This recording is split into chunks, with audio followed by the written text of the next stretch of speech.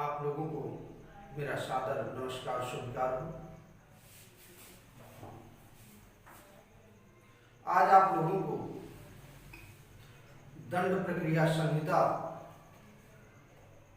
1973 के विषय में बताना चाहता हूं।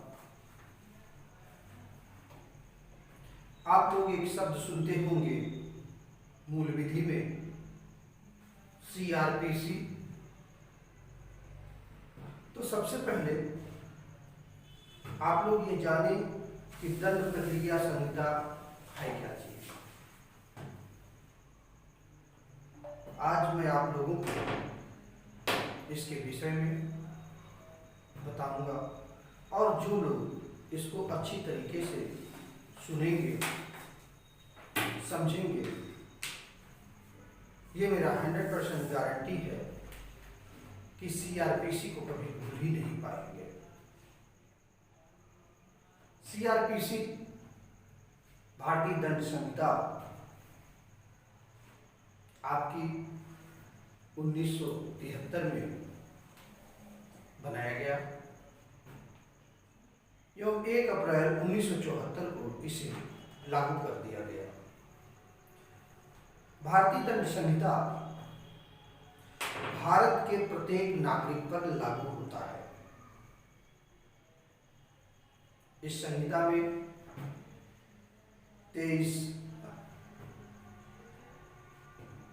37 अध्याय हैं, 23 अध्याय आपके दंड प्रक्रिया संहिता में है। CRPC में 37 अध्याय एवं 484 धाराएं हैं। दंड प्रक्रिया संहिता आपको यह बताती है कि किसी भी कार्य को निहित करने में जो दोषपूर्ण हो, आपराधिक हो, उनको पुलिस इन्वेस्टिगेशन से लेकर FIR से लेकर के पुलिस की पूछताछ, कोर्ट की कार्यवाही एवं फैसले तक का विवरण इसमें बताया जाता है, किया गया है। इसमें सभी में समाहित कर दिया गया है। तो आप सीधे आप ये समझिए कि जब भी आदमी कोई भी कार्य, कोई भी अपराध करता है, अपराध करने के बाद अपराध तो आदमी कर दिया, अब इसकी आती है प्रक्रिया शुरू होती है। अपराध कारित हो जाने के बाद उसकी प्रथम FIR, फर्स्ट इंफॉर्मेशन रिपोर्ट, जो पुलिस के द्वारा आप लिखाते हैं, वहां से लेकर के पुलिस इन्वेस्टिगेशन, सम्मन और कोर्ट में किस स्तर पे, किस सेशन में आपका जाएगा, और फैसले तक का पूरी जानकारी इसमें दी गई है। अब आप लोगों को आज मैं पूरी विस्तृत जानकारी इसमें बताता हूं कि आखिर है क्या। तो आप लोग हमेशा ध्यान रखिए, दंड प्रक्रिया संहिता को संक्षिप्त में हमने पहले भी बताया CRPC कहते हैं, और दंड देने के लिए जिन प्रक्रियाओं को न्यायालय द्वारा अपनाया जाता है उनको ही दंड प्रक्रिया संहिता में समाहित कर लिया गया है। तो यह चीज बहुत महत्वपूर्ण है। अब आते हैं, हम ये आपको बताते हैं कि दंड प्रक्रिया है क्या। ये आपने तो समझ लिया। दंड प्रक्रिया सभी भारत के ऊपर लागू होता है, हमने पहले ही बता दिया। अब इसमें प्रमुख धाराओं के विषय में मैं आपको जानकारी देना चाहता हूं। जो मेन धाराएं हैं, आज आपको मैं 200 धाराओं तक के विषय में जो प्रमुख हैं वहां तक बताता हूं। हमारा धारा CRPC की धारा 2 हमें बताती है, ये कहती है कि अपराध की परिभाषा शब्द का प्रयोग किया जाता है उसमें। तो जो भी अपराध होते हैं धारा 2 में उसका वर्णन किया गया है, परिभाषित किया गया है। इसके बाद आता है आपका अध्याय धारा 4। धारा 4 हमें बताती है भारतीय दंड संहिता और अन्य कानूनों के तहत अपराध के परीक्षण। तो अपराध का परीक्षण कौन करेगा? अपराध का परीक्षण धारा 4 में अपराध के परीक्षण के विषय में बताया गया है। तो अपराध का परीक्षण कौन करता है? पुलिस करती है। तो ये काम किसका हो गया? पुलिस का। ये सीआरपीसी के तहत ही हो रहा है। आप ध्यान रखिएगा, आईपीसी के तहत नहीं हो रहा है, ये सीआरपीसी के तहत हो रहा है। इसके बाद हमारा जो धारा आता है प्रमुख धारा आता है 6, आपराधिक न्यायालयों में वर्ग। अब वहां वर्गीकृत किया गया है न्यायालयों में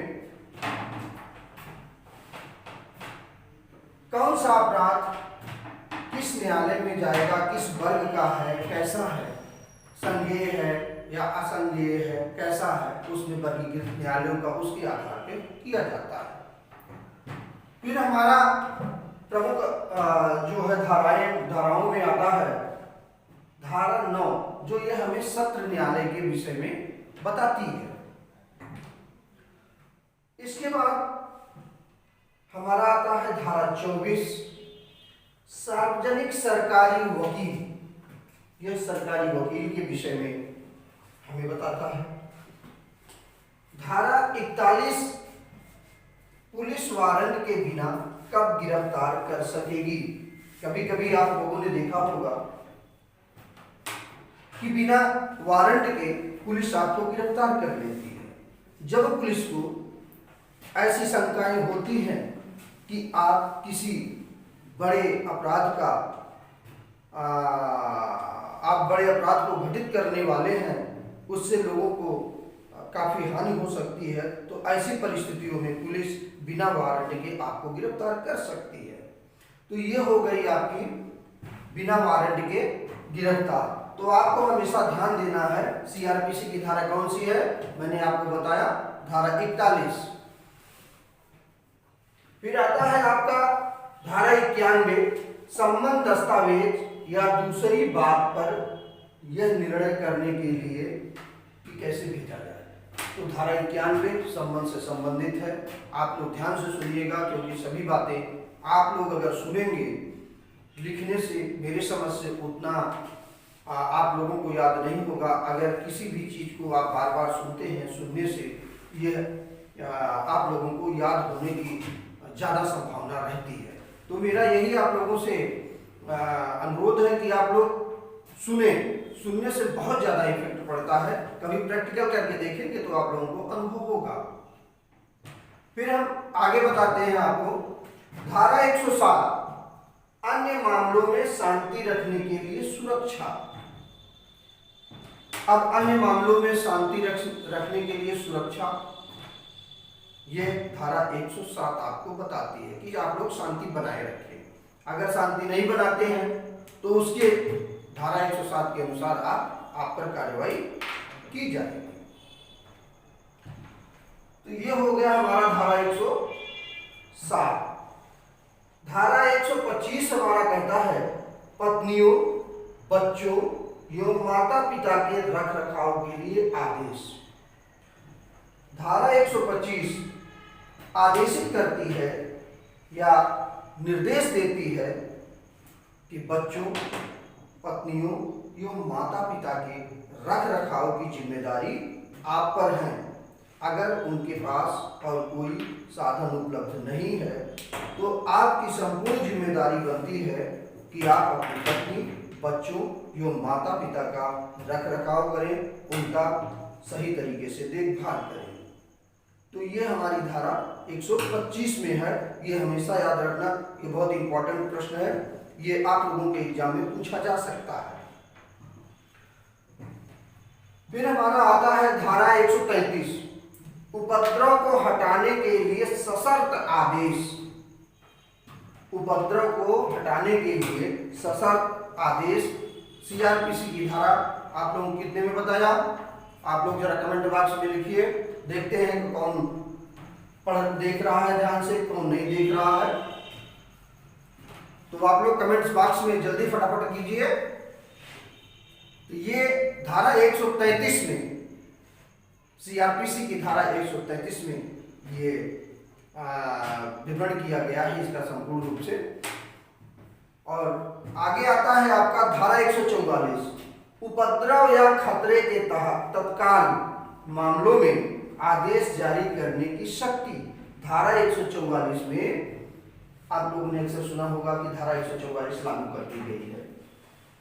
तो धारा 144 उपद्रव को रोकने के लिए लगाया जाता है।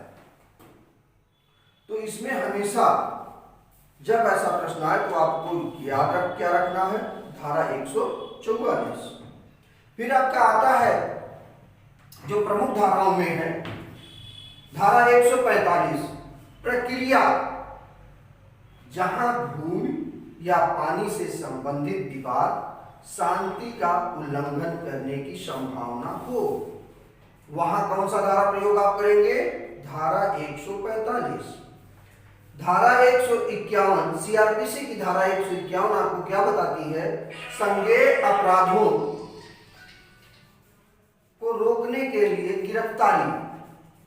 धारा 151 ये निर्देशित करती है, ये प्रक्रिया में लाने के लिए किया गया है कि संज्ञेय अपराधों के आयोग को रोकने की के लिए गिरफ्तारी, कि किसी भी व्यक्ति को गिरफ्तार किया जा सकता है अगर ये पता चल गया कि ये संज्ञेय अपराध करने वाला है। तो धारा 151 वही होगा। धारा 151 अक्सर आप आईपीसी में आप देखते होंगे कि धारा 151 आपके लिए कहीं पर बलवा होता है तो वहाँ धारा 151 का प्रयोग कर देते हैं। वो धारा आपका आईपीसी के तहत होता है और सीआरपीसी उसको गिरफ्तार करने के लिए आदेश कर सकती है। तो धारा 154 आगे है, आईपीसी की धारा 154, संज्ञेय मामलों में सूचना। धारा 154 यह कहती है, आईपीसी की धारा 154 हमेशा याद रखिए कि हमें ये बताती है कि संज्ञेय मामलों में यदि आप जान रहे हैं कि ऐसी घटनाएं घट सकती हैं तो उसकी सूचना देने की प्रक्रिया आपको धारा 154 के तहत करनी होगी। फिर आते हैं हम धारा 161, पुलिस द्वारा गवाहों से पूछताछ।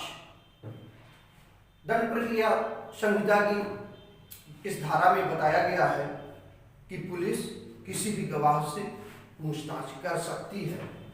तो हमेशा ये धारा आपको याद रखनी है कि गवाहों से पूछताछ किस धारा में होती है, तो धारा 161 आपको बताना है। धारा 164 कहती है बयान एवं बयान की रिकॉर्डिंग। धारा 164 ये शक्ति प्रदान करती है कि किसी बयान को पूछा जाए और उसकी रिकॉर्डिंग कराई जाए। तो धारा 164 में जो बयान पुलिस लेती है या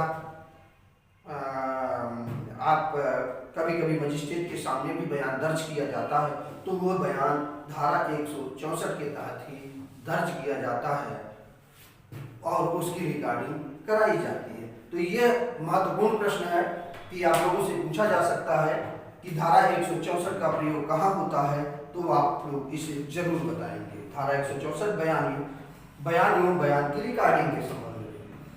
धारा 174 पुलिस द्वारा पूछताछ और आत्महत्या पर रिपोर्ट। तो यदि कोई आत्महत्या कर लेता है तो उसकी पूछताछ पुलिस इस शक्ति के प्रयोग से, इस धारा के प्रयोग से करती है, उपयोग में ला करके।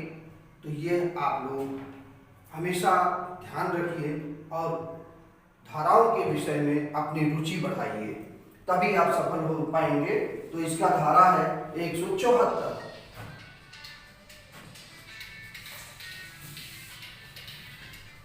धारा 197 न्यायाधीशों एवं सरकारी कर्मचारियों के अभियोजन के विषय में यह बताती है। धारा 200 शिकायतकर्ता से पूछताछ।